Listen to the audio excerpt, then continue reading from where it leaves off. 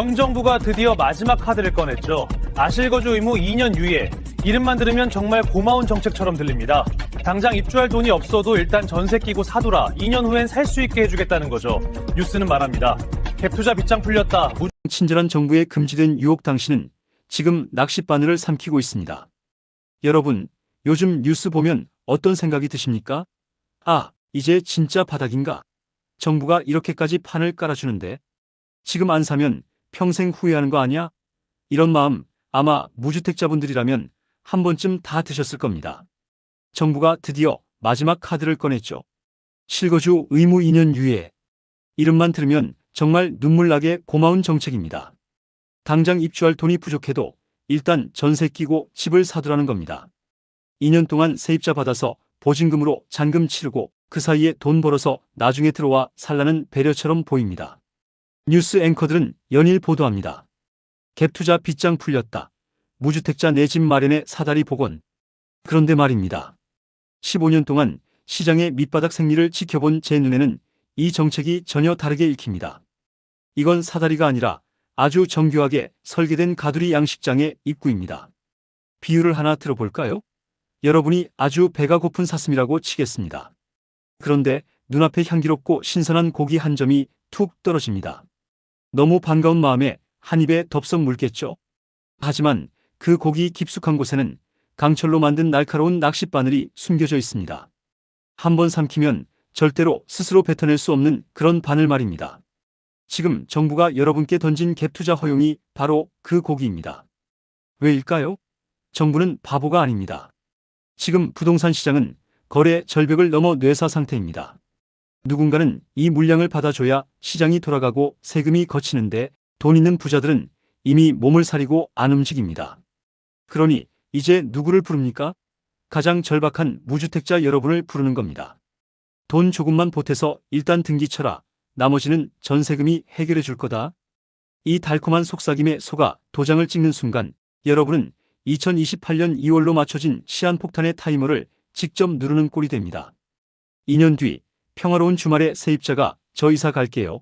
보증금 돌려주세요 라고 문자 한 통 보내는 그날 여러분의 인생은 단 하루 만에 파산으로 직행할 수 있습니다.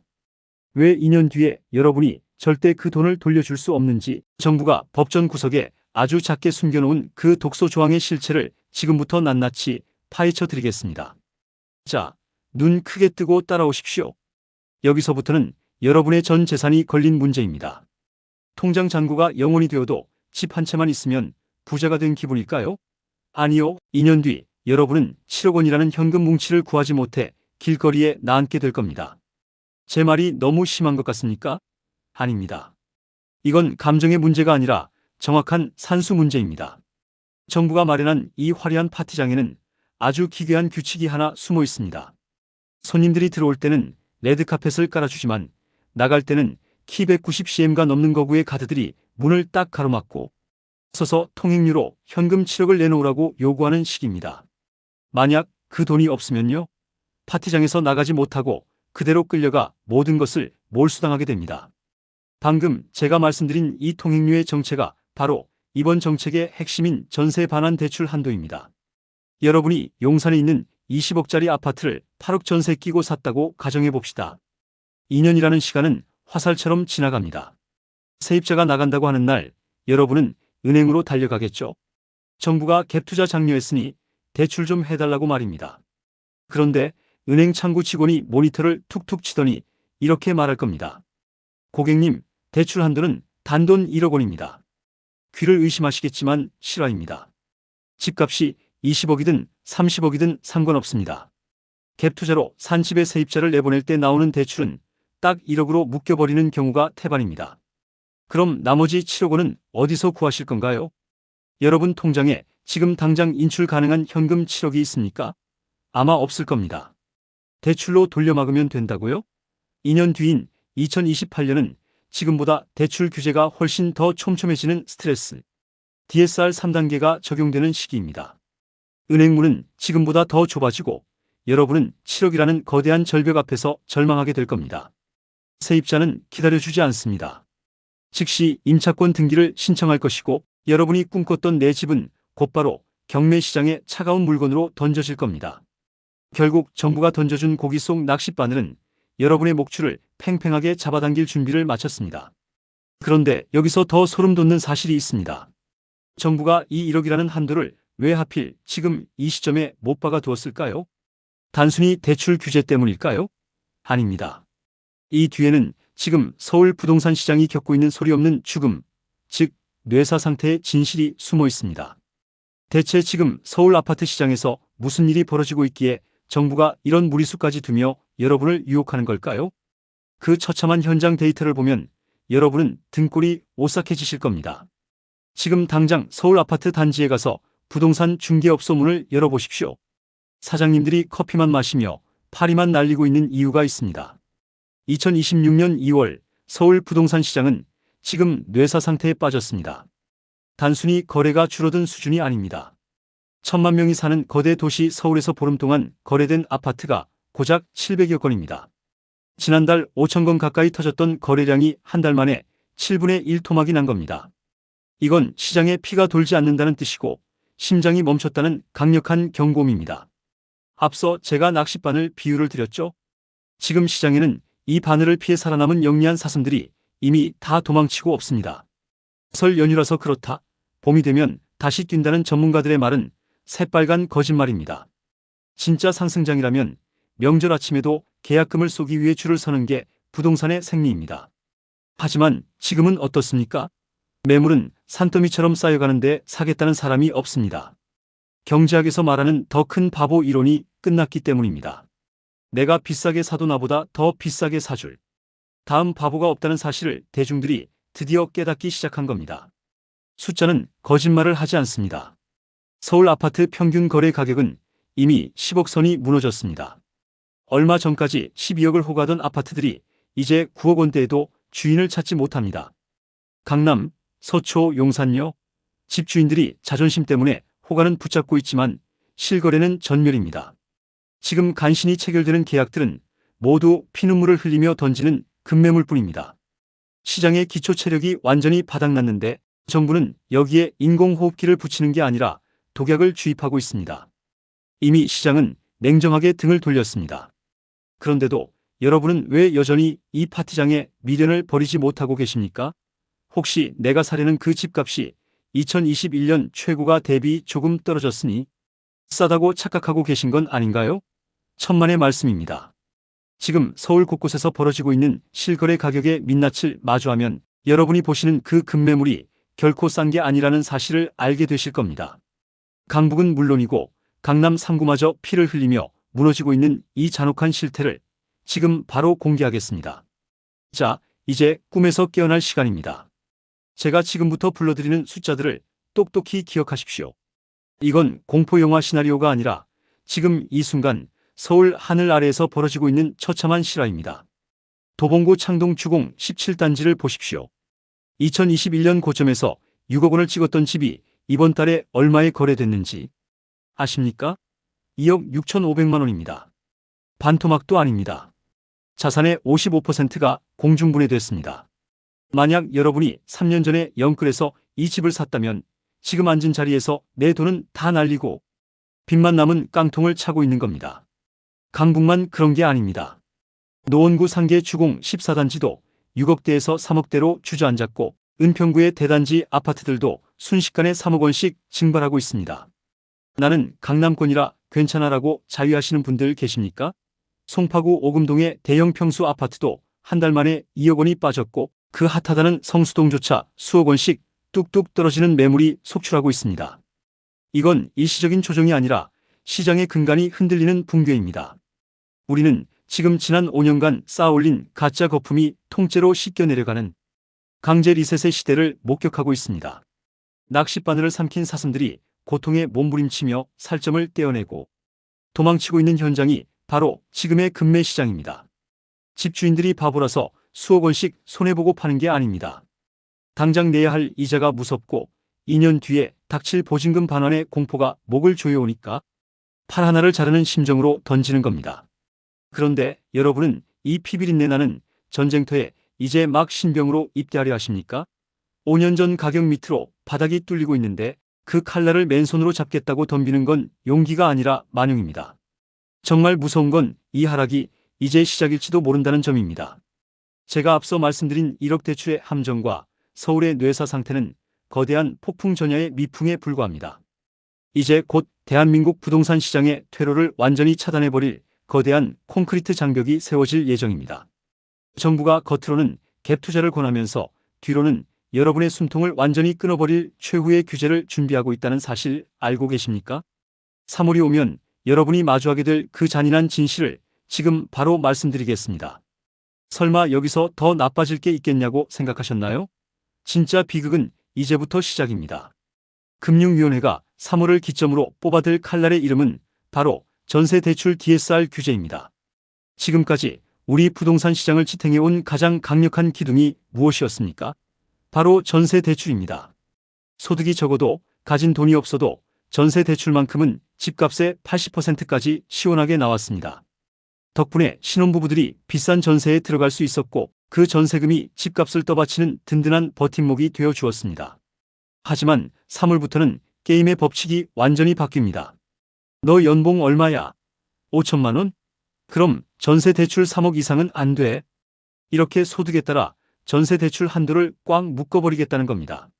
제가 앞서 말씀드린 가두리 양식장을 기억하십니까? 입구는 갭 투자 허용으로 활짝 열어두더니 이제는 그 양식장 안에 물을 다 빼버리겠다는 소리입니다. 전세 대출이 막히면 전세 들어올 사람이 사라집니다. 수요가 사라지면 전세 가격은 폭락할 수밖에 없고 이건 곧 갭 투자자들에게 사형 선고나 다름없습니다. 이게 바로 정부가 설계한 완벽한 가두리입니다. 겉으로는 집을 사라고 등을 떠밀면서 뒤에서는 그 집을 유지할 수 있는 유동성의 줄을 완전히 끊어버리고 있습니다. 전세가는 떨어지는데 새로 들어올 세입자는 대출이 안 나와서 못 들어오고 여러분은 은행에서 1억밖에 빌리지 못합니다. 사방이 꽉 막힌 퇴로 없는 감옥에 갇히는 꼴입니다. 2026년 3월 이 규제 폭탄이 터지는 순간 여러분은 낚싯바늘을 삼킨 정도가 아니라 아예 그물에 걸려 물 밖으로 끌려 나오는 물고기 신세가 될 겁니다. 정부는 지금 여러분을 구해줄 생각이 전혀 없습니다. 오히려 시장의 거품을 빼기 위해 가장 약한 고리인 여러분을 제물로 삼으려 하고 있습니다. 자, 이제 선택의 시간이 왔습니다. 이 잔혹한 숫자의 나열 앞에서 여러분은 어떤 결정을 내리시겠습니까? 여전히 그래도 서울 집값인데라며 근거 없는 희망 회로를 돌리실 건가요? 아니면 이 지옥 같은 설계판에서 유일하게 살아남을 길을 찾으실 건가요? 지금부터 15년차 분석가인 제가 여러분의 전 재산을 지킬 수 있는 가장 차갑고도 확실한 생존 전략 2가지를 제안하겠습니다. 지금 이 영상을 보고 계신 무주택자 여러분, 제발 간절하게 부탁드립니다. 지금 눈앞에 보이는 5억 하락, 6억 폭락이라는 숫자에 현혹되지 마십시오. 그건 기회가 아니라 여러분의 전 재산을 노리는 미끼입니다. 파티장의 음악이 멈추고 불이 꺼지고 있는데 혼자 남아서 남들이 남기고 간 음식을 줍고 계실 겁니까? 3월에 DSR 규제라는 콘크리트 장벽이 세워지고 나면 시장에는 지금과는 비교도 안 될 만큼 처참한 매물들이 쏟아질 겁니다. 이자를 감당하지 못한 집주인들이 비명을 지르며 던지는 그 매물들이 경매 시장을 가득 채울 때까지 여러분은 오직 현금이라는 칼만 갈고 계셔야 합니다. 지금은 현금이 왕입니다. 단순히 돈을 아끼라는 말이 아닙니다. 남들이 낚싯바늘에 걸려 허우적거릴 때 여러분은 물 밖에서 그 상황을 냉정하게 지켜볼 수 있는 유일한 권력을 쥐고 있다는 뜻입니다. 지금 안 사면 영영 못 산다는 공포 마케팅에 속아 그 소중한 권력을 포기하지 마십시오. 지하 1층인 줄 알고 뛰어들었는데 그 밑에 지하 5층, 지하 10층이 기다리고 있다면 그 책임은 온전히 여러분의 몫입니다. 시장의 탐욕이 공포로 바뀌고 그 공포가 포기로 변해 모든 사람이 집을 쳐다보기도 싫어질 그때가 바로 여러분이 움직일 시간입니다. 이미 집을 가지고 계신 분들, 특히 무리하게 영끌했거나 2년 뒤를 기약하며 갭 투자를 해놓으신 분들은 이제 가장 고통스러운 결단을 내려야 합니다. 언젠가는 오르겠지라는 막연한 희망은 여러분의 인생을 구해줄 수 없습니다. 오히려 그 희망이 여러분의 발목에 무거운 모래주머니를 채워 깊은 수렁으로 끌고 들어갈 겁니다. 2년 뒤 세입자에게 돌려줄 현금 7억 원이 지금 통장에 없다면, 그리고 매달 나가는 이자가 여러분의 삶을 갉아먹고 있다면 지금이라도 팔 하나를 자르는 심정으로 시장을 빠져나오십시오. 1억, 2억 손해보는 게 아까워서 망설이고 계십니까? 지금 그 손해를 확정 짓지 않으면 나중에는 5억, 6억, 아니 여러분이 평생 모은 전 재산을 잃게 될 수도 있습니다. 살을 내주고 뼈를 취한다는 말처럼 지금은 자존심이나 미련을 버리고 생존 그 자체에 집중해야 할 때입니다. 정부도 은행도 여러분의 사정을 봐주지 않습니다. 각자 도생의 시대입니다. 오늘 제가 드린 이 차가운 경고가 누군가에게는 인생을 바꾸는 마지막 동서트가 되길 바랍니다. 자, 이제 마지막으로 우리가 이 잔혹한 시장에서 끝까지 살아남아 다음 기회를 잡기 위해 반드시 명심해야 할 한 가지 진실을 말씀드리며 마치겠습니다. 시장은 여러분의 사정을 봐주는 자선단체가 아닙니다. 제가 15년 동안 이 바닥에서 뼈저리게 배운 진실은 딱 하나입니다. 대중이 환희에 차서 파티장에 들어갈 때 조용히 문 근처로 자리를 옮기고 대중이 공포에 질려 도망칠 때 비로소 신발끈을 묶어야 한다는 것입니다. 지금 정부가 여러분에게 건네는 친절한 손길은 파티를 더 즐기라는 배려가 아닙니다. 파티장에 불을 끄기 전 마지막으로 술값을 계산하고 나갈 사람을 찾는 간절한 신호일 뿐입니다. 숫자는 이미 모든 것을 말해주고 있습니다. 거래량은 뇌사 상태이고 대출 한도는 1억으로 묶였으며 전세 대출이라는 마지막 생명줄마저 잘려나가고 있습니다. 이 모든 징조를 보고도 설마 내 집값은 다르겠지라고 믿는 건 용기가 아니라 고집입니다. 부동산으로 돈을 버는 시대는 끝났느냐고요? 아니요. 공부하지 않고 운에 맡기는 시대가 끝난 겁니다. 이제는 투자가 아니라 생존의 영역입니다. 제가 오늘 드린 이 팩트 폭격이 여러분의 마음을 아프게 했을지도 모르겠습니다. 하지만 달콤한 거짓말에 속아 2년 뒤 길거리로 나앉는 것보다 오늘 이 따끔한 진실을 마주하고 여러분의 소중한 자산을 지키는 것이 100번 1000번 낫습니다. 기억하십시오. 살아남아야 다음 기회를 잡을 수 있습니다. 지금 당장 여러분이 하셔야 할 일은 명확합니다. 내 자산의 현금 흐름을 냉정하게 계산하십시오. 2년 뒤 닥칠 7억 원의 공포를 이겨낼 체력이 있는지 아니면 지금이라도 무거운 짐을 내려놓고 가벼운 몸으로 다음 폭풍을 피할 것인지 결정해야 합니다. 남들이 낚싯바늘에 걸려 신음할 때 여러분은 물 밖에서 차분하게 시장의 온도가 영하로 떨어지는 것을 지켜보십시오. 모두가 포기하고 시장이 얼어붙어 정막만이 흐를 때 그때 제가 다시 여러분께 기회의 신호를 들고 찾아오겠습니다.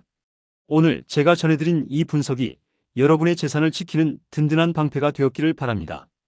대한민국 부동산 시장의 더 깊은 이면과 3월 규제 폭탄 이후 우리가 주목해야 할 진짜 줍줍 단지들에 대한 정보가 궁금하시다면 지금 바로 제 채널을 구독하고 알람을 설정해 두십시오. 남들보다 한 발 앞선 데이터가 여러분의 미래를 바꿉니다. 끝까지 살아남으십시오. 저도 여러분과 함께 이 하락장에 끝까지 동행하겠습니다. 시청해 주셔서 감사합니다.